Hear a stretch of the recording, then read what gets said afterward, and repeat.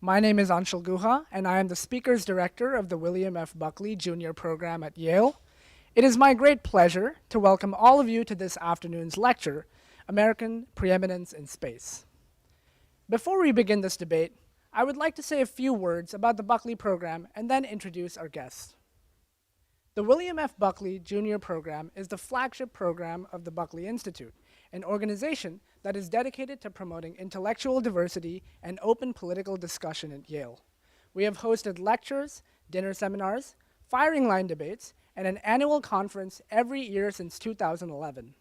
Our over 550 Buckley Fellows have a wide range of political beliefs, but they all stand united against the formation of a liberal-only echo chamber on campus. By providing Yale students with a forum to engage meaningfully with serious conservative thought, the Buckley program has become an institution on Yale's campus and a symbol for a more open and representative political atmosphere, especially at a university, where the mission is the cultivation and creation of new knowledge. Buckley Fellows believe that all perspectives must be heard and examined in good faith. You can learn more about the program and how to become a fellow on our website at buckleyinstitute.com. Now, it is my great pleasure to introduce our guest for today's lecture.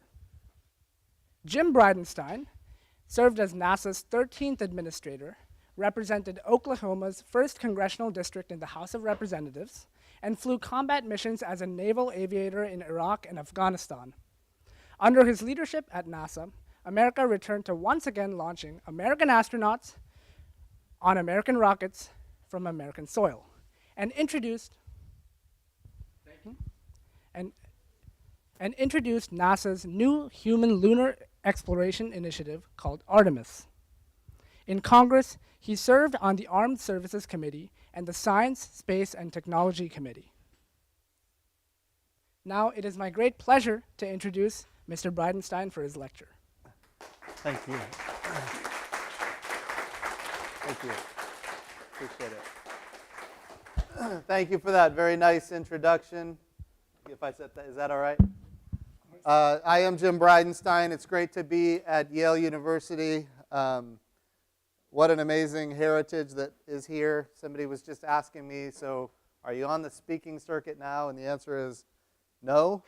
But when somebody from Yale calls and wants you to talk to some folks, you ought to do it, because the folks in this room are going to go places and do things, and I want to say that I was here when you were still in the classroom. So it's good to be here. So it's interesting, we were just talking earlier about the intersection of space exploration and science with international politics and foreign policy, and I'd like to maybe anchor on that today a little bit. When you think about the elements of national power that our leaders have at their disposal to kind of shape the world in our favor, those elements of national power can be summed up in an acronym. In the Navy, we go through training, and they call it the DIME theory of national power. Have you guys heard of the DIME theory of national power? So DIME is an acronym. D is for diplomatic power. I is for information power. M is for military power. And E is for economic power. So you take all of the different agencies of the federal government, and all of them can use those elements of power to achieve outcomes on behalf of our country. And in fact, NASA is no different. I was at the helm of NASA for the Trump administration, and I want to be really clear. Our goal when I was at the helm of NASA was to run the agency in an apolitical, bipartisan way, and I can get into that in a second. But at the same time, the goal is to shape global policy in the favor of the United States. And so you have to exercise those tools of national power. You know, they're presented in the DIME theory. So when we think about diplomatic power, I'll just kind of run through these and how they relate to NASA. We think about diplomatic power, that's where NASA is. NASA was created in 1958 by President Eisenhower to be intentionally separate from the Department of the Army. At the time, the Army actually wanted space exploration to be under its umbrella. And in fact, President Eisenhower said, no, we don't want it to be under the military at all. We want it to be standalone. We want the NASA administrator to report directly to the president, and it needs to be a tool of diplomacy, a tool of science, exploration, discovery. and ultimately bringing countries together that otherwise wouldn't be able to come together. That was the intent of NASA. And you can't do that when you're under the military umbrella. So NASA was created separate. When you think about NASA today, we have on the International Space Station, we have had astronauts from 19 different countries. We currently have 15 different countries operating the International Space Station. And we've had experiments on the International Space Station and experiments off the International Space Station. We're talking about probes that go all the way out to Pluto. All of these missions that we do at NASA throughout the entire solar system. And in fact, when we think about astrophysics, our missions where we're studying a lot of activity outside the solar system, those missions are generally international in nature. We bring in our international partners. Right now at NASA, we have over 700 agreements for bilateral or multilateral cooperation on different projects. That's a lot of agreements. And so NASA is, in fact, that tool of diplomacy. We think about the International Space Station having 15 different countries operate it. One of those countries, of course, is Russia. In fact, half of the International Space Station is Russia. And you can imagine how challenging that is when our two countries are often at odds over so many different things. And yet we still make it work. It is a tool of communication, and it's been effective. So when you think about NASA, understand it was intended to be a tool of diplomacy. Yes, we're about exploration, science, and discovery, but we're also a tool of diplomacy. Then there's the I in DIME, which is information power. And I'm going to anchor on that here in just a second. I want to talk for a second about the M in DIME, which is military power. NASA does not do military power intentionally. We stay away from military power. That doesn't mean that our technology is not dual use. The rockets that take our astronauts and our payloads to the International Space Station and our probes to Mars and beyond, those rockets, of course, have applications for the Department of Defense at the same time. And the programs that I initiated while at NASA were to actually say, the government isn't going to purchase, own, and operate this hardware. For example, NASA isn't going to own and operate the hardware because then it's ours, and the DoD would have to create their own stovepiped architecture. We want to do things commercially. So what we're going to do is we're going to buy services. We're going to buy access to the International Space Station. We're going to buy access not just with humans, but also with cargo. We're going to pay commercial companies to launch our satellites. When I was at NASA, we did a lot of different things like that. We started doing commercial payload services to the moon. We called it CLPS, Commercial Lunar Payload Services. We don't want to go to the moon with NASA purchasing, owning, and operating the hardware. We want to take NASA payloads and pay a private company to take our payloads there. Those private companies are expected to go get customers that are not NASA, driving down the cost to the American taxpayer. And they're also expected to compete against each other on cost and innovation. As long as there's competition, and as long as they're getting customers that are not NASA, it's to the benefit of all of us. So I want to be clear. I'm on the M right now, not the E. I'm talking more E stuff. But on the M, the military side of things, that's not where NASA is. But we also have to understand that the technology is often, in fact, most of the time, the technology is dual use. It can be used both civilly and for military purposes. Okay, so that's the M. But I also want to talk about how important the M is to the United States of America when it comes to space. Many people in this room probably are aware of how, you probably are aware in this room, considering who's in here, you're probably aware of how important space is to our everyday lives. The way we communicate. Some people might have DirecTV, Dish Network. Maybe you have internet broadband from space. Maybe not here in New Haven, Connecticut, but if you're in rural Oklahoma and you have the internet, you probably have internet broadband from space. So these are all communication capabilities that come from space. The way we communicate, the way we navigate, people are familiar with GPS, the way we're producing food now, the way we're producing energy. We've got satellites going into space right now that are looking at the Earth, and when they see a pipeline leak some kind of greenhouse gas, they can quickly identify it and make sure that it doesn't continue to leak. So the way we produce energy cleanly, the way we're developing crop yields now with less water usage, with technology from space. The way we do disaster relief and national security. Certainly, when you think about weather prediction and understanding the climate, all of these things are dependent on space in a way that most Americans don't understand. But take it a step further. And this is really important. We think about the banking system in this country. Every banking transaction is dependent on a timing signal from GPS.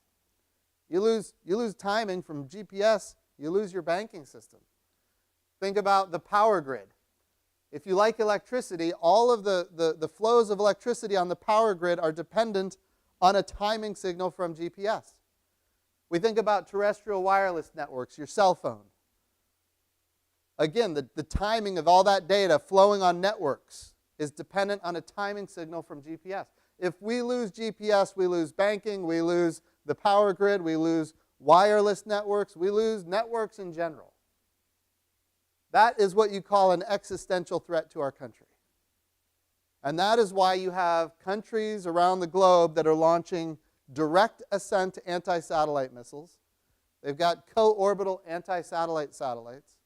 They've got all kinds of other proliferated technologies like jamming and spoofing and dazzling, using laser energy to confuse a satellite, blind a satellite, maybe even permanently damage a satellite.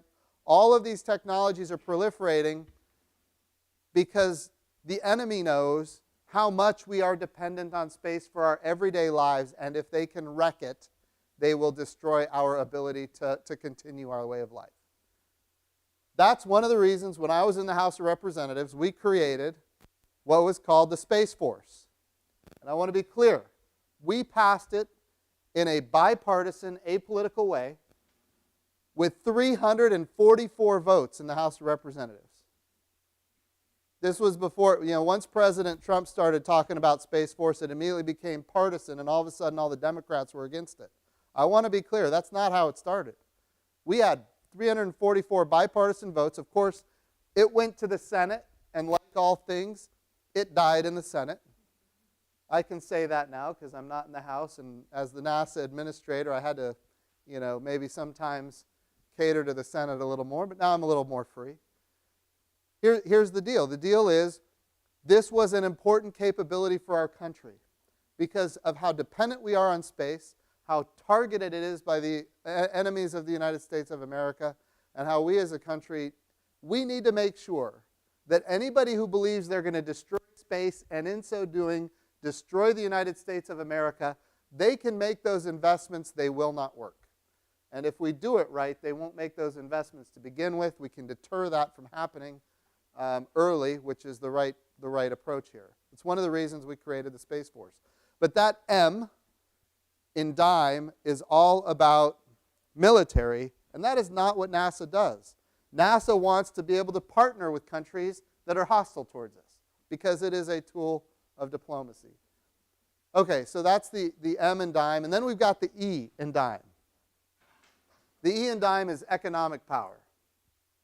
So when we think about what's happening in space right now, we talked about some of these proliferated technologies that are fundamentally altering how we live every day. We just talked about like a number of those technologies. But think for a second what's happening in low Earth orbit on the International Space Station.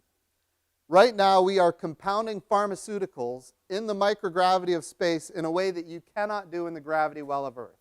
We're coming up with treatments for human physiology in space using microgravity, and that's really the key here. The value of microgravity is the key. If we can, we're right now, it's like the tip of the iceberg. There is so much more to learn about what the value of microgravity is. But right now, it's compounding pharmaceuticals. It's advancing immunizations. It's, we're doing things right now like we're creating artificial retinas for the human eyeball. So people who have macular degeneration don't have to go blind. So what is it? So why is that? Well, if imagine for a second. So the idea is you need to create a material that is so thin that it's 1 or 2 atoms thick. That's how thin the material is for an artificial retina for the human eyeball. If you do that in the gravity well of Earth, particulate settles. But in microgravity, particulate doesn't settle. So you can create an extraordinarily pure retina for the human eyeball using advanced materials. Now imagine this. Imagine taking a box that fits in the palm of your hand up to the International Space Station, and in that box are all of the materials and all of the robotics to create 1,000 artificial retinas for the human eye, each one of those reimbursed by insurance at $75,000 a piece. All of a sudden, that now has tremendous value. That's economic power. That's the kind of power that we as the United States of America need to continue advancing. But it's not just artificial retinas. We think about, when you think about your human physiology, we can take your own cells, your own adult stem cells, skin cells for a matter of fact, and we can create your own tissue from your own skin cells.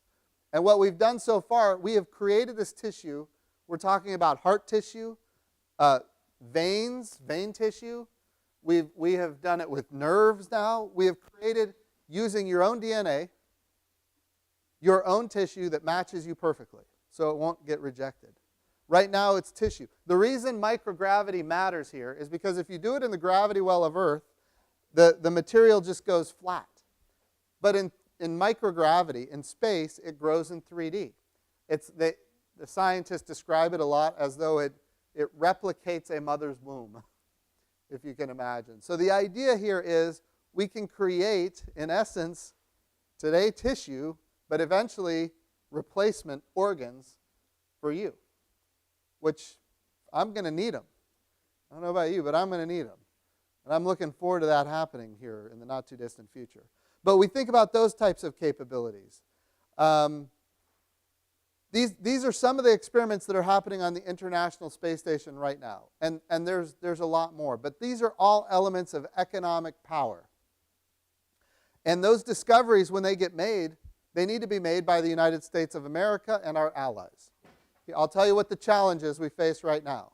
The International Space Station has been in orbit for 22 years. It can't last forever. In fact, Congress has said it's going to end by 2030. NASA has a plan to enact that. Friends, there's no guarantee it's going to last until 2030. And if we lose it, there is a brand new space station developed by China, which is America's greatest competitor, and they're running around the world gathering all of our partners from the International Space Station to join them on the Chinese space station. So all of that economic power that comes from these discoveries now shifts from us to them. What is the value of microgravity? Here's the thing. We have invested, the International Space Station alone, a couple of $100 billion. And then you add to that all of the other stuff that we've done in space jointly with our partners and allies. And we have developed these capacities, these capabilities, with our international partners. In fact, in many cases, for our international partners. Now, all of our international partners are going to take all of that knowledge and know-how, and they're going to take it to our largest competitor on the globe. I think that's a mistake for our country, quite personally. So what do we need to do? We need to replace the International Space Station yesterday. How do we replace it?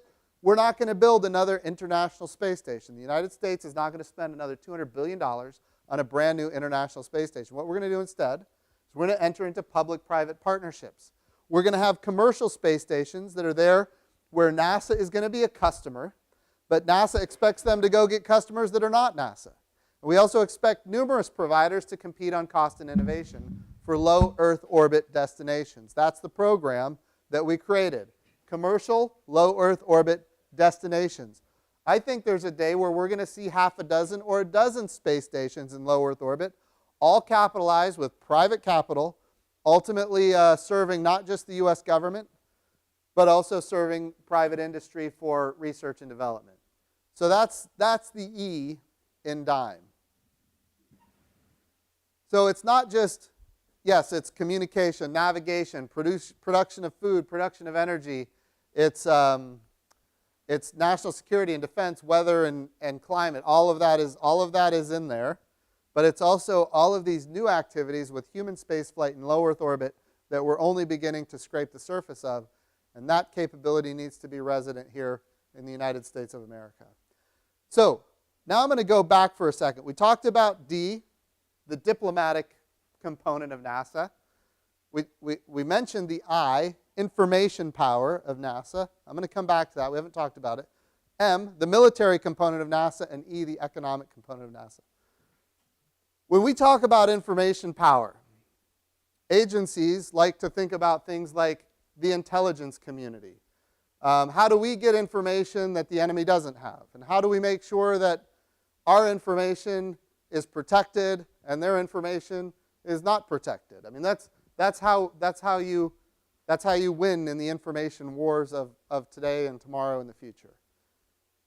There's another element of information power that a lot of people don't think about, and that is, I guess the best way to put it is national prestige.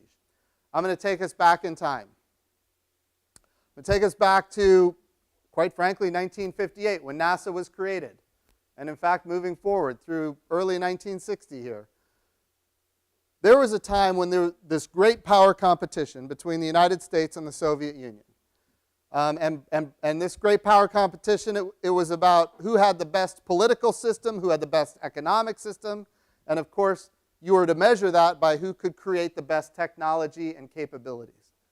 And in this great power competition, the United States was in fact behind. You guys, some of you have read about, others of you probably remember Sputnik. Sputnik was a great scare to the United States of America because if the Soviets could launch something into space, they could deorbit something from space. That means they could strike the United States without warning and with a nuclear weapon, and all of a sudden that changes the balance of power on Earth. Sputnik was a great scare. But Sputnik was just the beginning. We had to hurry up and catch up to that, and we did. But then the Soviets were the first to launch a human into space. And by the way, when they launched a human into space, that human, Yuri Gagarin, went into orbit. And he came back and he re-entered the Earth's atmosphere from orbit, and he landed. And after those achievements were done, then the United States had Alan Shepard, who went straight up and straight down. He didn't go into orbit. He went straight up and straight down. Of course, we declared victory. Hey, look, we can go into space too. But all he did is he went 100 miles up and 100 miles down. John F. Kennedy, a few weeks after that, gave a speech to the joint session of Congress, and he said that we're going to put a man on the moon and bring him safely home to the Earth. That's a big difference. We're talking about 100 miles up and 100 miles down to now going into orbit around the Earth, 240,000 miles to the moon, into orbit around the moon, landing on the moon, back into orbit around the moon, coming back to the Earth, into orbit around the moon, in orbit around the Earth, re-entering. That's all. That's it. And by the way, we're going to do it by the end. He said we're going to do it by the end of the decade. Everybody said it couldn't be done. People laughed at him. The program was unpopular because it was not achievable, and it was going to cost a ton of money. And in fact, at the height of the program, we were investing over 4%, 4.5% of America's budget was going into this program, the Apollo program. I'm going to take you to an element in that program when we get to Apollo 6. Apollo 6 was the first test of the Saturn V rocket, the most powerful rocket that had ever been built. And the Saturn V rocket, the first test, the way we do things in the United States of America, everybody watches it. We put it on TV. And if it blows up, all of our enemies know that we don't have this capability. But we're going to launch the Saturn V rocket for the first time. It's Apollo 6. It's uncrewed, so there's no people on it. But we launched this rocket. This would have been in April of 1968. April of 1968. Whole world is watching. The first stage of the rocket does what we call pogo. It vibrates so bad that parts of the rocket fall off. Totally embarrassing for our country. The second stage of the rocket has 5 engines. Of those 5 engines, only 3 of the 5 ignited. So we never achieved the velocity necessary to test the heat shield, which of course needs to be workable for our astronauts to re-enter and survive. But even before that, the command and service module, that device at the very top where the people live, that command and service module has a single engine. And if you're going to go to the moon with this command and service module, that single engine has to reignite dozens of times. To leave Earth orbit, to change trajectories on the way to the moon, to enter lunar orbit, to circularize your orbit around the moon, then to eventually go down to low lunar orbit and eventually leave lunar orbit and come back to Earth. Dozens of times this little engine has to work. This little engine didn't even reignite once on Apollo 6. Again, everybody saw it. Wow, that's terrible. And of course, they never tested the heat shield because 2 of the 3 engines on the second stage never ignited, so they never got to the velocity to test the heat shield. They came back in April and it was uncrewed, I want to be clear. They came back in April of 1968, and this was a failure. Remember, we didn't advertise that it was a failure because we were in this great power competition, so we started highlighting all the good things that we learned from it. But this was a failure, and the next day, we got intelligence that the Soviet Union was going to be in orbit around the moon by the end of the year. The next day. NASA went to work. NASA said if they're going to be in orbit by the end of the year, so are we. And we can make this happen. And by the way, when they declared they were going to make it happen, remember, we had the Apollo 1 fire in 1967. Gus Grissom, Roger Chaffee, Ed White, our finest astronauts got burned up and died. So we had to get new crew trained up. We didn't have mission control. Didn't exist yet. Under development. We didn't have the communication networks that could communicate all the way to the moon and back. We didn't have the avionics necessary to go to the moon and back. We were missing a lot of, we didn't have a way to pick up our astronauts when they came home. And yet here we are in April of 1968 wondering, what are we going to do with this information about the Soviets? And by August of 1968, we're declaring that we're going to go to the orbit around the moon. We're not going to land on the moon in 1968, but we declared we're going to go into orbit around the moon, which was a crazy idea considering we just lost 3 astronauts sitting on the pad. And now we're going to go to the moon. So people thought it was nuts. NASA was committed to the project. One thing that I think is important to note is, well, I'll just keep telling the story. If they were able to pull this off, our astronauts in 1968, they would be in orbit around the moon on Christmas Eve, 1968. What does that mean? That means the whole world is going to be watching our astronauts in orbit around the moon in 1968. And if that engine fails now, everybody's going to watch our astronauts for the rest of their lives. Because they're not going to live very long. And it's going to wreck Christmas for all of America, quite frankly, for all of the world. And the whole world is going to watch. And NASA is saying, look, we're doing it anyway. And by the way, you guys, raise your hand if you're in this room and you've seen the movie Apollo 13. Excellent. So you remember in the movie when they know they have to get in the lifeboat. The lifeboat is the landing system for the moon. The landing system so if that command and service module doesn't work, if it breaks, if it blows up as it did, then they can use the human landing system for the moon, the lunar module. They can use that to come home. Right? That's the lifeboat. Well, on Apollo 8, that human landing system didn't work yet. So they're going to go to the moon without the lifeboat in that vehicle where the single engine failed to reignite even once. And they're going to get on the rocket that also failed with the Pogo and the rocket where the second stage didn't have 2 engines that didn't even light. And by the way, we're going to do it, in the next 4 or 5 months. This is crazy kind of talk. And yet NASA said we're going to do it. And we put our astronauts on board that rocket. And on Christmas Eve, they achieved it. Christmas Eve, 1968. And do you know what our astronauts were told by NASA leadership? They said, we don't know what you're going to say when you get to the moon, but it's going to be Christmas Eve. and you need to say something profound. That was their message to the astronauts. So I'm going to read to you, if it's okay, what the astronauts said on Christmas Eve, 1968.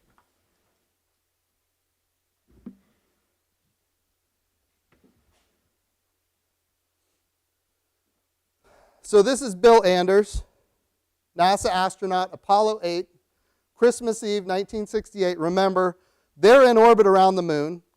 1 out of every 4 people on the planet is either watching or listening to this live. Christmas Eve, 1968. And if this engine, remember they're in orbit, if this engine doesn't reignite to come home, they're going to spend the rest of their lives in orbit around the moon, which isn't going to be very long. So Bill Anders keys the mic. This is what Bill Anders says. We are now approaching lunar sunrise. Imagine that, for the first time in history, seeing a lunar sunrise. We are now approaching lunar sunrise. And for all the people back on Earth, the crew of Apollo 8 has a message we would like to send to you. In the beginning, God created the heaven and the earth. And the earth was without form and void, and darkness was upon the face of the deep. And the Spirit of God moved upon the face of the waters. And God said, "Let there be light," and there was light. And God saw the light, that it was good. And God divided the light from the darkness. Then Jim Lovell keyed the mic. Some of you remember Jim Lovell from Apollo 13. Tom Hanks. So Jim Lovell was not just on Apollo 13, he was also on Apollo 8. Jim Lovell keys the mic, and he says, "And God called the light day, and the darkness he called night, and the evening and the morning were the first day. And God said, Let there be a firmament in the midst of the waters, and let it divide the waters from the waters. And God made the firmament, and divided the waters which were under the firmament from the waters which were above the firmament. And it was so. And God called the firmament heaven, and the evening and the morning were the second day." Then Frank Borman keyed the mic. Frank Borman said, "And God said, Let the waters under the heaven be gathered together unto one place, and let the dry land appear. And it was so. And God called the dry land earth, and the gathering together of the waters he called these seas. And God saw that it was good."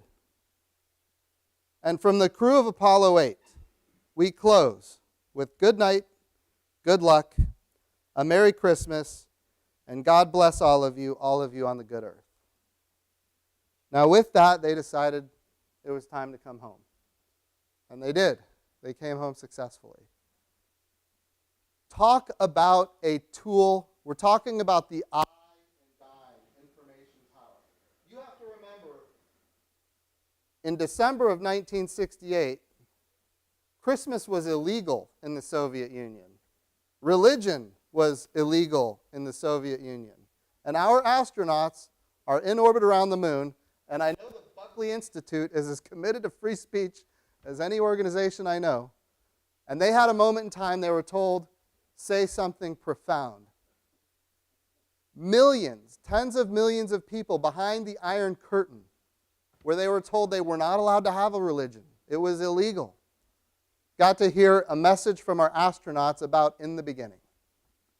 What an amazing tool of national power. Whether we intended it to be or not, people had a thirst for faith behind the Iron Curtain, and it inspired a lot of those folks behind the Iron Curtain to start thinking about what freedom might actually be like in the United States of America. Again, getting that type of information behind the Iron Curtain was impossible. But when you do these stunning achievements,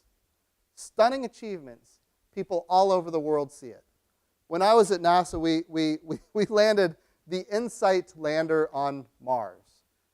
The InSight lander was really about understanding Mars quakes. Like the Earth has earthquakes, Mars has Mars quakes. We're going to understand Mars quakes and asteroid impacts and understand the geology of Mars. That was the goal. So we landed this lander on Mars. This was the 8th time in human history that anything had landed softly on Mars. By the way, this 8th time, at that point in time, the United States of America was the only country that had ever landed on Mars. Now we were doing it for the 8th time. And this time when we landed on Mars, we had a coalition of partners that were on that spacecraft with us. France, Germany, Canada. I don't even want to remember. I don't remember what they all were, but we had a lot of international partners. Here's the thing. When we landed InSight on Mars, it was on the cover of every newspaper worldwide.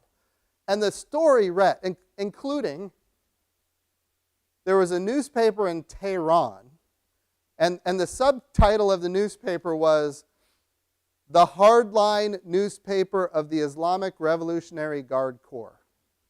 They don't generally say nice things about the United States of America. But when we landed InSight on Mars, they had an article on the front page, and it talked about not only landing on Mars, but it was the 8th time in history that it's ever been done. They talked about what the mission, and the last paragraph went through and discussed each of the partners and what they were doing on the InSight lander. Now, here's the thing. Talk about a tool of diplomacy. That I and dime is critically important. There are children in Iran that got a perspective of the United States of America that they would never have otherwise gotten because we did a stunning achievement. That's what we have to do as a country. We have to do stunning achievements, and when we go forward, we need to let people know that, yeah, we've got challenges and issues here in our country, but we've got a lot to be proud of. And yes, when we make mistakes, we get them corrected. And for the first time, children in Tehran were probably seeing something impressive about a country they don't hear very many good things about. But it wasn't just Tehran. It was all over the globe. And this was like not even a major mission for NASA. So anyway, that's the I in dime. Now, of course, when NASA came home, our astronauts all got sued, and NASA got sued because, you know, Madeleine Mayer O'Hare didn't like what the astronauts said and claimed that it was a violation of their constitutional. She claimed that they didn't have a constitutional right to say what they said and all that kind of stuff. I want to be clear what the Constitution says. The Constitution says that Congress shall make no law with respect to the establishment of religion. Congress can't make a law with respect to establishing a religion, nor a prohibition on the free exercise thereof. So there is no law that says what our astronauts can or cannot say in orbit around the moon. Congress can't make that law. The law doesn't exist. They can say what they want. They did. And by the way, it worked out in our favor. They did get sued. Eventually, we came up on, that was Apollo 8. That was just an orbiter around the moon. They went down to about 60 kilometers off the surface of the moon. Then we come up to we did Apollo 10, where we got to low lunar orbit. We actually went down, almost touched down. Then we got to Apollo 11, where Neil Armstrong and Buzz Aldrin touched down on the moon. Once again, in the spirit of free speech, our astronauts wanted to do what they wanted to do on the moon. And Buzz Aldrin, when he landed, I'll read to you what he said. Now, he wasn't allowed to say it on the mic because NASA told him, don't read scripture ever again from space. But here's what he said. Buzz Aldrin said, "Houston, this is Eagle. This is the lunar module pilot." By the way, when the astronauts landed on the moon, this was July 20th, 1969. Buzz Aldrin, Neil Armstrong are on the moon. They just touched down. Their first order of business, because remember, it's a 3-day journey getting there. Their first order of business on the surface of the moon is to take a nap for 4 hours. I'm asking you, if you were to land on the moon for the first time in human history, how many of you are going to be taking a nap for the next 4 hours? It's just not going to happen. So so they had to stay in the capsule for 4 hours, right? So they're in the capsule for 4 hours trying to get some shut-eye. Buzz Aldrin keys the mic and he says, "Houston, this is Eagle. This is the lunar module pilot. I would like to take this opportunity to ask every person listening in, whoever and wherever they may be, to pause for a moment and contemplate the events of the past few hours and to give thanks in his or her own way.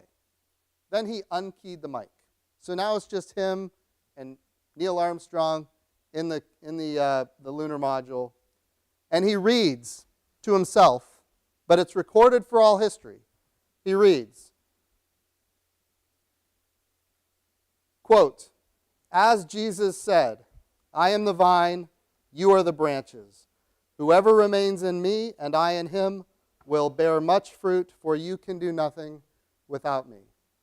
The first thing he wanted to do on the moon was quote Jesus on the surface of the moon. He couldn't do it for the public, but he did it for himself. And then he took communion on the surface of the moon. Again, couldn't do it for the public, but he certainly did it. It's recorded for all history. And people are, in fact, familiar with this. So Neil Armstrong was the first person to take a step on the moon. Buzz Aldrin was the first person to take communion on the moon. And of course, this resulted in some controversy. But again, he's an American citizen. Congress shall make no law with respect to the establishment of religion, nor a prohibition on the free exercise of religion. And he was freely exercising his religion. And for those of us who believe in free speech, this was perfectly okay. So then when he's coming home, Buzz Aldrin, I don't know, are you guys familiar? Have you seen any videos of Buzz Aldrin or anything? Some people have. Let me just tell you, don't ever tell Buzz Aldrin that the moon landing was faked. Yeah, you've seen it? He will punch you in the face. It doesn't matter how old he gets, he'll punch you in the face. He is a tough man. I got to know him when I was at NASA, and yes, he's an American hero. He's extraordinarily tough. And by the way, if anybody ever says, oh, well, the moon landing was faked, your first question should be, okay, which one? Because we landed there 6 times from 1969 to 1972. And, oh, by the way, we also had Apollo 13 where we almost made it. And we had Apollo 10 where we, much closer than even Apollo 13. The idea that the moon landing was faked is as ridiculous as the fact that the Earth is flat. All right, which I have also heard frequently as the NASA administrator. So Buzz Aldrin is coming home. He has to re-enter Earth's orbit, re-enter Earth's atmosphere, I should say, and land. This is the most dangerous part of his trip. And he's been told not to read Scripture, and at this point he doesn't care. He's thanking the workforce.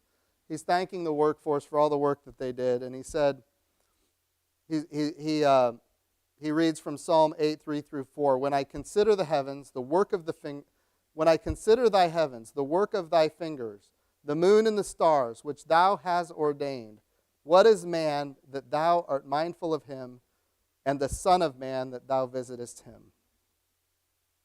So here was Buzz Aldrin. He's on the moon for the first time. He's coming home from the moon for the first time.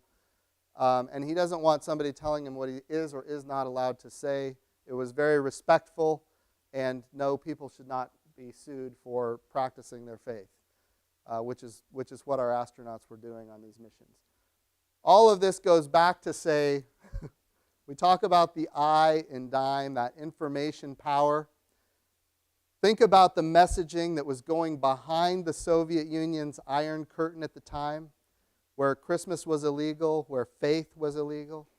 Think about when I was at NASA landing InSight on Mars, where it got on the cover of every newspaper. Of course, once we started launching American astronauts on American rockets from American soil, going back to the International Space Station, launching the most powerful rocket ever launched before, went all the way to the moon, SLS.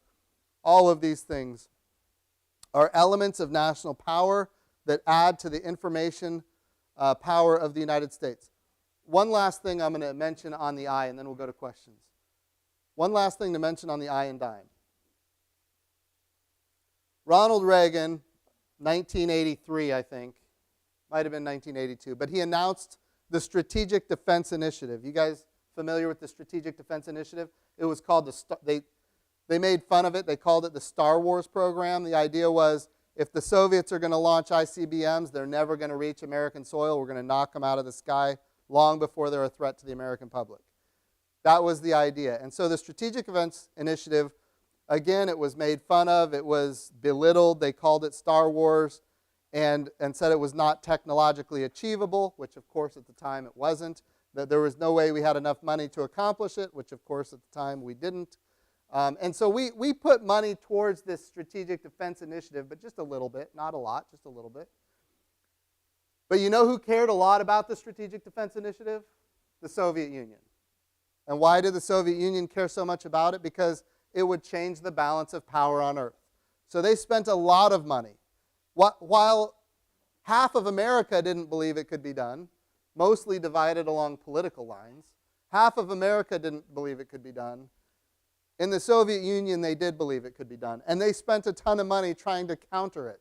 And of course, they went to all the international fora like the UN and other places trying to make sure that it would never come to fruition. Why did they care so much about this? Again, it would change the balance of power. But here's the thing to note. Why did they believe it to begin with? Why did they believe we could achieve it? Because just 12 or 13 years earlier, they saw humans walking on the moon, something that they themselves could not achieve. That's why. They knew that if we put our economic heft behind a big project, we as a country could achieve it. That's why you do those stunning things. General Hyten is a friend of mine. He was the commander of Strategic Command. He was vice chairman of the Joint Chiefs of Staff. And he said something to me years ago, and I've used it ever since. He said, you cannot deter in the black. You cannot deter your enemy with programs that are classified. You got to have them classified, but that's not going to deter the enemy. What does that mean? That means we have to do stunning things that the enemy can see. When I say the enemy, I'm using that broadly. I should say competitors and or potential threats. That they can see where they know that our technological capability is unmatched. That American preeminence in space is unrivaled. That's what they need to see. And that's what the lecture is about today. But at the end of the day, we saw the Soviet Union spend a lot of money trying to counter the Strategic Defense Initiative. And I'm not saying that's what ended the Soviet Union. I'm not suggesting that. You guys, students of history, can learn more about this than I'll ever know. But at the end of the day, it was a piece of the overall puzzle, that led to the collapse of the Soviet Union and ultimately an American hegemon in the world. So, with that, I want to say thank you for having me, and I am open for questions.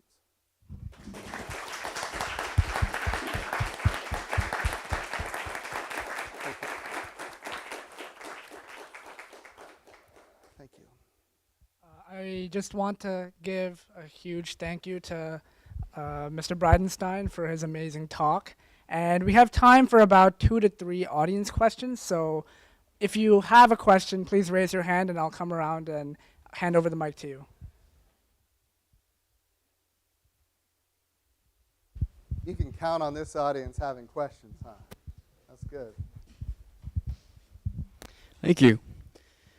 So you spent a lot of time in your talk talking about the sort of those spectacular, stunning moments that NASA has achieved, particularly Apollo 8 and Apollo 11. Is there any sort of counterpoint to that in saying there's lots of times where these moments are not stunning, not spectacular, the moments where they fail, and potentially a lot more could be done with the billions of dollars that are put into NASA to make maybe less stunning but more sort of practical achievements that also demonstrate international power. Yeah. And so what is the sort of process that NASA goes into thinking about how likely is this going to succeed, and you know, if it's really worth it to spend billions of dollars into something that has such a high risk? So that's a wonderful question. And when we're trying to put together, so the whole budget process that we go through at NASA is focused on this. Like, what are the outcomes that are achievable, that are meaningful? What are the risks associated? Because we don't want more canceled programs or failed programs. And so we have all of the mission directorates come, and all of the center directors come, and of course all of the political leadership comes, and we discuss, like, what is our request to the administration going to look like? When you're the NASA administrator, so that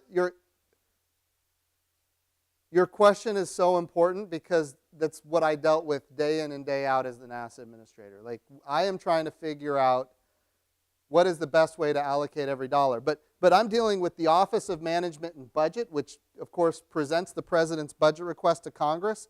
I'm dealing with the National Security Council. I'm dealing with the National Space Council. I'm dealing with the Office of Science and Technology Policy. I'm dealing with the Vice President's office. I'm dealing with the President's office. I'm dealing with all of our international partners that currently exist and the international partners that we want to exist and what their interests are. And then you're dealing with 435 House members and 100 senators. It is the most politically charged environment you can imagine. It's not, we worked really hard so it wasn't partisan, but it was very political. And as long as we had honest debates about what you're talking about, it all worked. We could get to final resolution. But what we don't want is we don't want to have partisan programs get set up. Like if you go back to the 1980s, we had the Space Exploration Initiative. Billions of dollars get spent, program canceled. The Vision for Space Exploration in the early 2000s, billions of dollars spent, program gets canceled. These are the big risks. And yes, there are big observable failures. The Space Shuttle Challenger, the Space Shuttle Columbia, those are massive setbacks. But in each of those cases, our country moves forward. When you have an entire agency dedicated to achieving an outcome and then you just reverse it on a dime, that destroys our credibility in the world. And no, I grew up. I mean, I was in 5th grade when Challenger blew up, and I remember Miss Powers, my 5th grade language arts teacher, coming in crying, and everybody's like, "What's wrong with her?" Nobody had any idea. Then the teachers bring in the television, and we watch the Challenger blow up over and over again. It was awful. But but you go to NASA, you talk to the older folks, they remember right where they were when Neil Armstrong and Buzz Aldrin landed on the moon. So we have to do stunning achievements. But remember, we didn't get to Apollo 11 without having Apollo 1. I mean, so there is always going to be risk with spaceflight, period.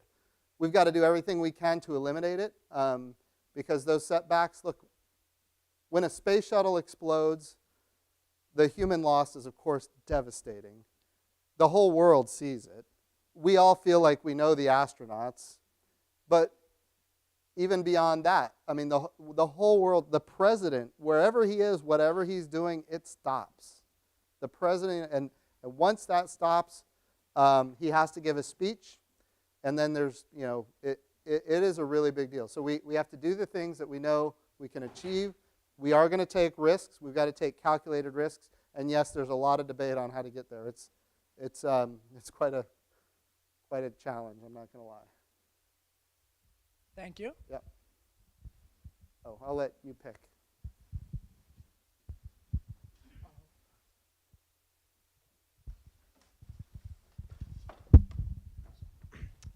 Thank you so much for your lecture, first of all. It was really, really fascinating to hear someone who's had so much experience working on administrating in NASA and also being in Congress and working on these issues. My question is mostly in regard to kind of the military perspective on space overall.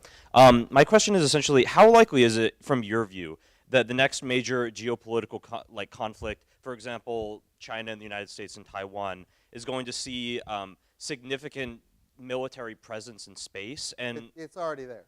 Okay, right. And what is that going to look like in terms of active wartime?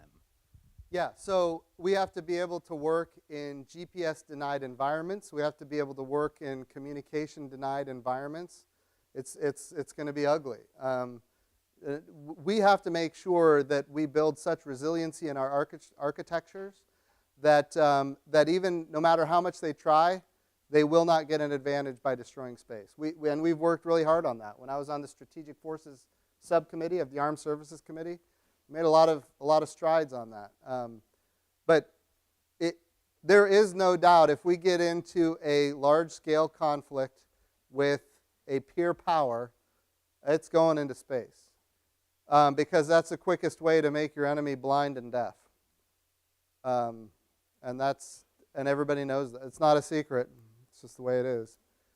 That's why you see you see countries out there testing direct ascent anti-satellite missiles and other proliferated technologies that are bad. So it can be overcome. We just have to be really smart about how we design our architectures and build resilience. And by the way, deter. Which is a whole nother lecture. Thank you very much for your lecture a bit to the Apollo 6 mission and how you said it was a failure. At that point in time, with fewer television networks out on the airwaves, that anyone was bold enough to say it was a failure. No, they didn't. Yeah. So, kind of fast forwarding to today, do you foresee NASA's in its quest to have these really spectacular achievements, say that there are failures? How important is it for NASA and the United States government to do damage control, and do you foresee that becoming a bigger issue as media outlets continue to expand in number and have different voices? How do you see that continuing forward?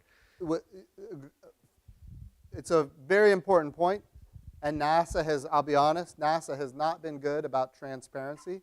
I wouldn't say they do damage control. They just don't talk. Do you know what I mean? It just gets quiet if something went wrong. And one of the things that I was able to do as a NASA administrator, like we had a Starliner as one of the programs. It was a Boeing program to send our astronauts to the International Space Station, basically to compete against SpaceX for commercial crew to the International Space Station. And we had a setback where their capsule got the time, I won't get into the details, but the timing got off and the capsule thought it was in a place it wasn't. It started firing its jets and tumbling, and then it lost communication and all these things. Like in that moment in time, nobody from NASA was communicating. And it wasn't because they were intentionally trying to deceive anybody or do some kind of damage control. It was just not their priority. Their priority is to figure out what's going wrong, how do we fix this, and the people in the room were focused like a laser on trying to get that spacecraft to quit tumbling and start performing the way it's supposed to perform. Well, the first thing I started doing is I started tweeting, because we had to make sure people understood that what was happening in real time. And even though some of my tweets were not accurate, I didn't say, here's what's happening. Here's what we assess could be going on. We were between TDRS satellites, and so and tumbling, and so we lost link, and we weren't able to communicate. And I was just listening to the engineers in the room who were working through it, and I was tweeting. I will tell you there were people that were upset that I was tweeting at NASA.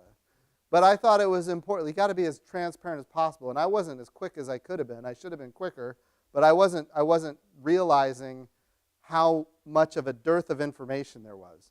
Because the American public has a right to know. This is not national security. This is NASA trying to do something that the American public can be proud of. And when we have a setback, we need to be transparent about it. One thing I love what Elon Musk does, he makes videos of all his failures, puts them out there, everybody can see them, and people love it. It's not a bad thing, as long as you're learning and progressing and moving forward. I think we have time for one, maybe two more questions.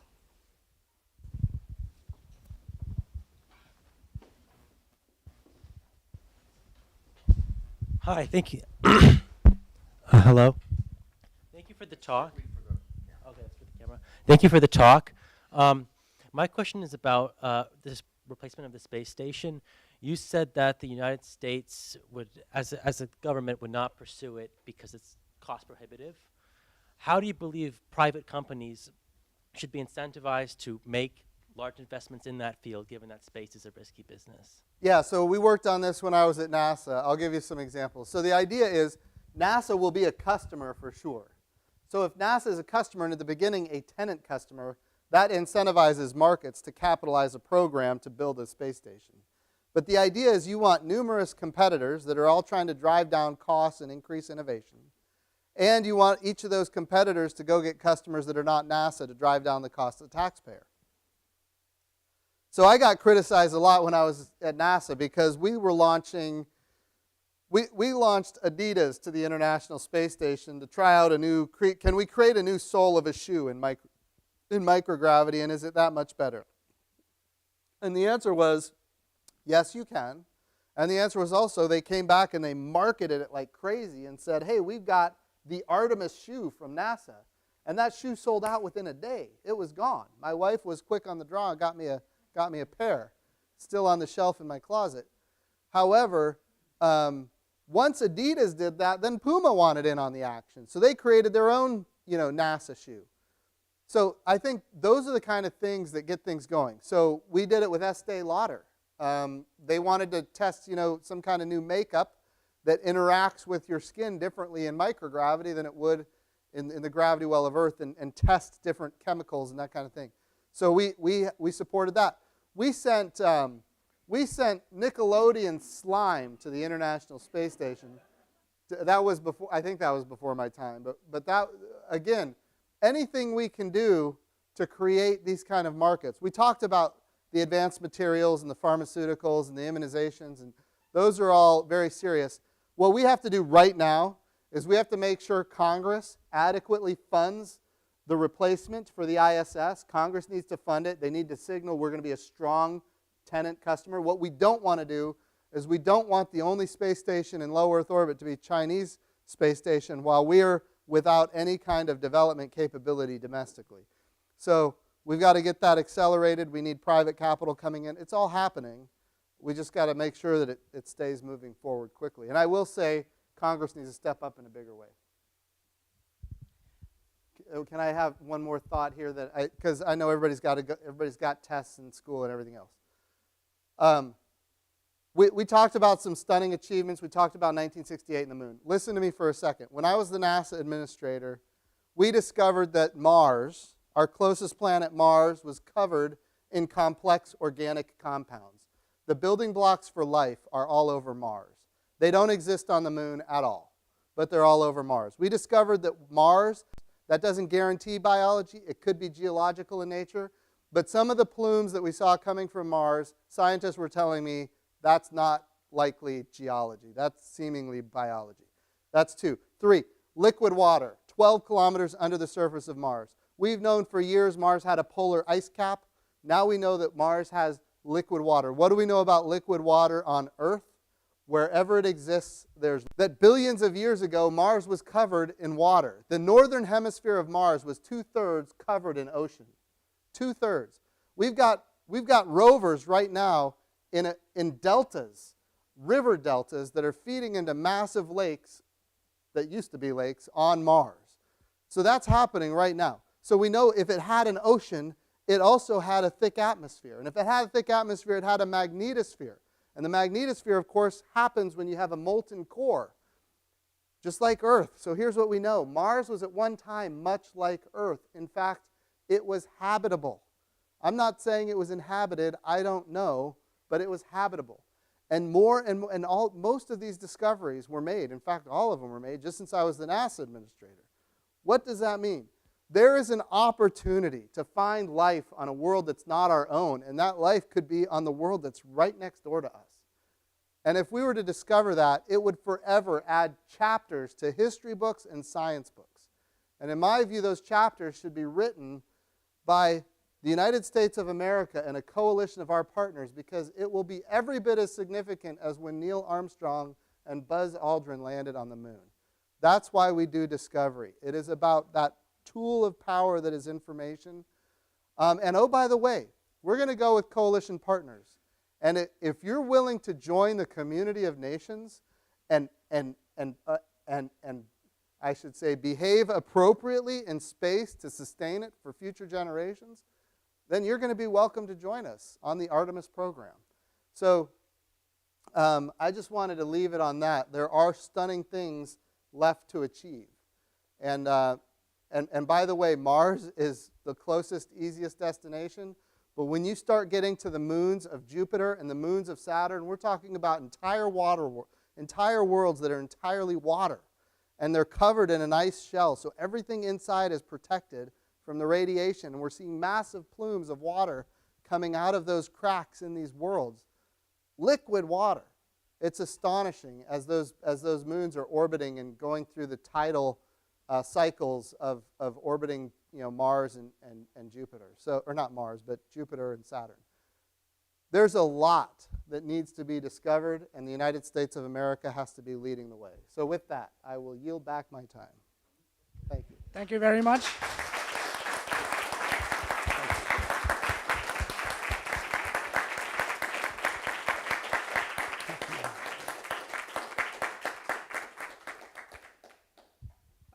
Thank you again to Mr. Bridenstine for coming out here, and that concludes the event.